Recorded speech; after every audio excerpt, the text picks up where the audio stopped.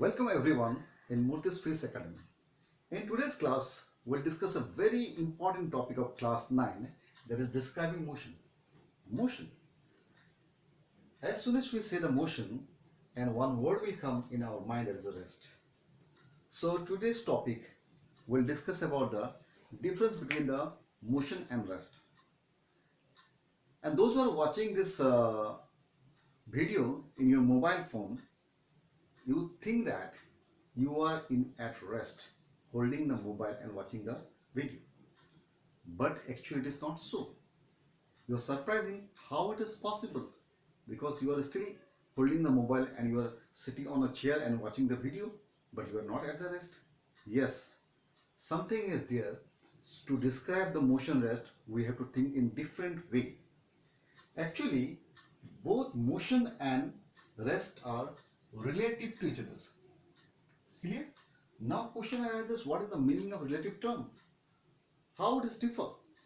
Now you see, I am talking in front of you and I am moving from here to here. Now according to you, I am in the motion. Why you are thinking in that way? Because you are taking the board as a reference. With respect to this board, this is moving. If my camera and board and myself also, if simultaneously all will move together, then you will not able to notice. For you, it seems to be a rest. This means while considering rest and motion, we have to think one new parameter, that is said to be a frame of reference. अब इस पूरे का scenario को मैं एक छोटा सा example देकर समझाता हूँ. जरा ध्यान से देखिएगा कि ये एक गाड़ी है, स्कूल बस मान लीजिए.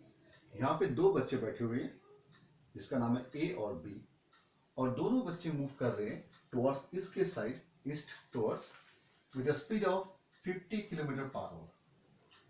बाहर में दो लोग हैं, मान लीजिए रास्ते में, एक का नाम है सी और एक का नाम है D, and they are in the rest.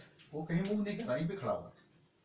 तो अगर मैं सी से क्वेश्चन पूछूं कि बताइए ए का स्पीड कितना है, since this person is inside a vehicle, so whatever be the speed of the vehicle, the same will be the speed of that person. Means ए भी 50 किलोमीटर पर आवर से मूव कर रही है. लेकिन अगर मैं सिमिलर क्वेश्चन ए से पूछूं, what is the speed of C, क्या वो रेस्ट में है या मोशन कर रहा है, तो उसे क्या लगेगा कि ये जो सी है 50 किलोमीटर पर आवर के स्पीड से उल्टे दिशा में जा रहे, दैट इज वेस्ट.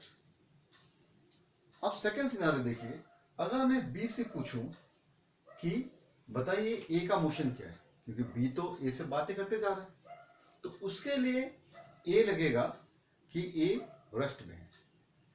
इसका मतलब जो चीज इसके लिए मोशन में है, इसके लिए रेस्ट में है.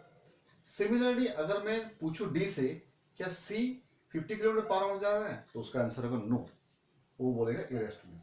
इसका मतलब अब हम किस नजरिए से देख रहे हैं. अगर मैं डी के नजरिए से देख रहा हूं तो सी मुझे रेस्ट नजर आ रहा है. अगर मैं ए के नजरिए से देख रहा हूं तो मुझे सी रेस्ट में, मोशन में नजर आ रहा है. सिमिलरली अगर बी के नजरिए से मैं ए को देखता हूं तो ए मूव कर रहा है 50 किलोमीटर पर आवर. क्लियर? अगर मैं इसको देख रहा हूं बी के नजर से ये क्या होगा, रेस्ट में लगेगा, लेकिन सी के नजर से कैसा लगेगा ये कि ये मोशन में है. इसका मतलब ये हुआ कि हमें रेस्ट और मोशन कंसीडर करने के लिए एक फ्रेम ऑफ रेफरेंस चाहिए. अब जरा कंसीडर करते हैं रियल लाइफ सिचुएशन.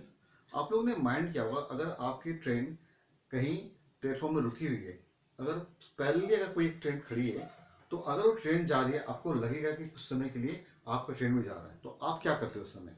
आप सिंपली स्टेशन के प्लेटफॉर्म की ओर देखते हो. अगर प्लेटफॉर्म भी मूव कर रहा है, इसका मतलब आपका ट्रेन मूव कर रहा है. So now in this case you are taking a platform as a reference उसको मान लेते हो. ठीक है?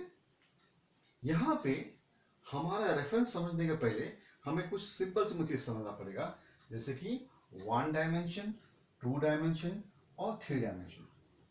जब भी कोई एक ऑब्जेक्ट इस साइड मूव कर रहा है 1 डायमेंशन में, आइदर दिस साइड या दिस साइड, तो मान लीजिए अगर इधर साइड मूव कर रहा है तो मैं बोलूंगा it is moving towards east, और इधर मूव कर रहा है it is moving towards waste. Clear? तो ये 1 डायमेंशन, एक लाइन मूव कर रहा है.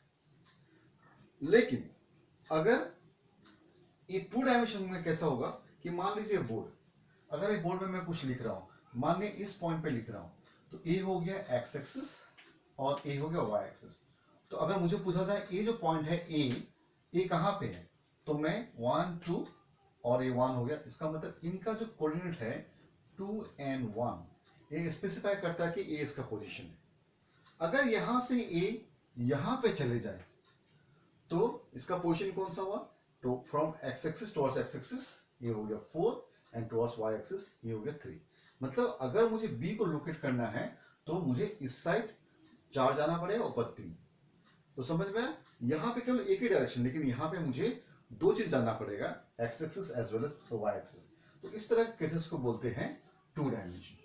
ठीक है, 3 डायमेंशन में होता क्या है कि अगर ये चौक मैं ऐसा बाहर पे लिख रहा, हवा में ऐसा दिखा रहा हूं कुछ, या मैं देखिए मैं बाहर आपसे बात कर रहा हूं, इसका मतलब आई एम इन 3 डायमेंशन। अब मेरा इस बोर्ड को अगर मैं इस एक्स एक्सिस मानूं, ये नीचे वाला वाई एक्सिस, तो मैं यहाँ से डिफरेंस यहाँ से भी आपको दिखाई पड़ेगा। इसका मतलब हमारे यहाँ लेंथ, ब्रेथ एंड हाइट तीनों है। और सिंपल एग्जांपल बता रहा हूँ, मान लीजिए किसी फील्ड में फुटबॉल प्लेयर खेल रहे हैं, तो वो फील्ड का जो चारों कॉर्नर जो बाउंड्री होगा एक रेक्टेंगुलर शेप होगा। अगर उस लाइन में आप चलते हो, एक लाइन में चलते हो, दैट इज 1 डायमेंशन। फील्ड में अगर कोई खेल रहा है 2 डायमेंशन। अगर उसी गेम को एक ड्रोन रिकॉर्डिंग कर रहा है, इसका मतलब दैट इज अ 3 डायमेंशन। इसके अलावा और एक इंपॉर्टेंट चीज है जो हमें नोटिस करनी है, दैट इज टाइम, कि इस समय ये कहाँ था और कुछ समय के बाद यहाँ पे कहाँ था। तो अगर एक्स हमें 1 डायमेंशन में केवल एक्स एक्सिस, वाई एक्सिस या जेड एक्सिस देखना पड़ेगा। 2 डायमेंशन में एक्स एक्सिस या वाई एक्सिस, 3 डायमेंशन में एक्स वाई जेड। लेकिन तीनों में एक चीज कॉमन है, दैट इज टाइम, हमें टाइम भी देना पड़ेगा। तो अब हमें मिला यहाँ पे, जरा देखिए, हमें ये जो डी को जब मैं पूछा क्वेश्चन, सी क्या में रेस्ट में, उसे ऐसा लगा कि इसका रीजन क्या है। मान लीजिए एक फ्रेम ऑफ रेफरेंस है, मतलब एक एक्स वाई और जेड कोऑर्डिनेट है। जेड कोऑर्डिनेट एक्चुअली ऐसा होता है, ये बाहर की ओर होता है, तो मैं बोर्ड में ड्रॉ नहीं कर पाऊंगा क्योंकि मेरा बोर्ड कैसा है, 2 डायमेंशन है।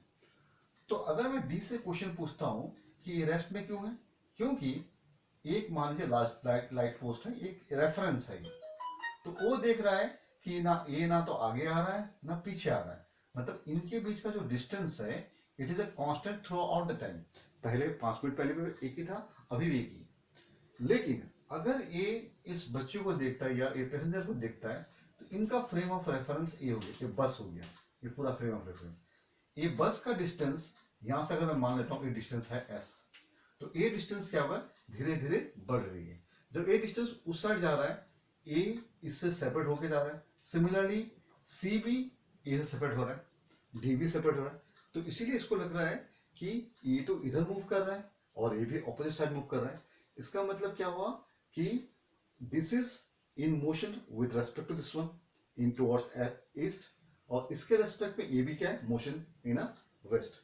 तो इसका मतलब क्या हुआ कि रेस्ट और मोशन दोनों एक रिलेटेड टर्म है। अब हमें एक डेफिनेशन मिलते हैं, इसको हम कैसे लिखेंगे, देखिए मोशन का डेफिनेशन क्या हुआ, a body is said to be in motion if it changes its position with respect to a certain frame of reference या कोऑर्डिनेट मतलब X Y Z axis at any instant of time. इसका मतलब जब भी आप specify करोगे frame of reference के साथ में आपको टाइम को भी मेंशन करना पड़ेगा। सिमिलरली अगर मैं रेस्ट में बोलता हूं तो a body is said to be at rest if it is not changing its position with respect to certain frame of reference at any instant of time. मतलब हमें टाइम कंसीडर करना पड़ेगा। अब सवाल ये पैदा होता है क्या कि हम, अगर मैं यहां पर रुका हूं, अगर मैं अब क्वेश्चन आपसे पूछता हूं क्या मैं रेस्ट में हूं, डेफिनेटली आपका आंसर हो सकता है ऐसा है, लेकिन मैं इस समय रेस्ट में नहीं हूं, क्योंकि we all are on the earth and अगर स्पेस से कोई हमें देख रहा है तो हमारा अर्थ रोटेट भी कर रहा है, रिवॉल्व भी कर रहा है, तो उसके लिए हम मोशन में। लेकिन इस समय आप जस्ट मोबाइल को होल्ड करें, आपके घर के आसपास जितने भी चीज है आपके रेस्पेक्ट में वो रेस्ट में है, तो इसीलिए आपको वो रेस्ट लेगा। तो हम पूरे इस चैप्टर में समझ पाए हैं कि रेस्ट और मोशन एक दूसरे का रिलेटिव टर्म है। जब भी आप रेस्ट डिस्क्राइब करो या जब भी आप मोशन डिस्क्राइब करो, तो सबसे इंपॉर्टेंट बात क्या होती है कि आप किस फ्रेम से देख रहे हो, ये ज्यादा इंपॉर्टेंट है। अब जब मैं यहाँ मूव कर रहा हूँ तो आपको क्या दिखाई पड़ रहा है कि ये इस बोर्ड को आप एक रेफरेंस मान रहे हो और मैं आगे या पीछे मूव कर रहा हूँ, इसलिए आप बोल पा रहे हो आप मोशन में। ठीक है, आई थिंक ये आप पूरे चीज को समझ पाए। और नेक्स्ट टाइम नेक्स्ट वीडियो हम डिस्कस करेंगे what is vector quantity and what is scalar quantity. Thank you.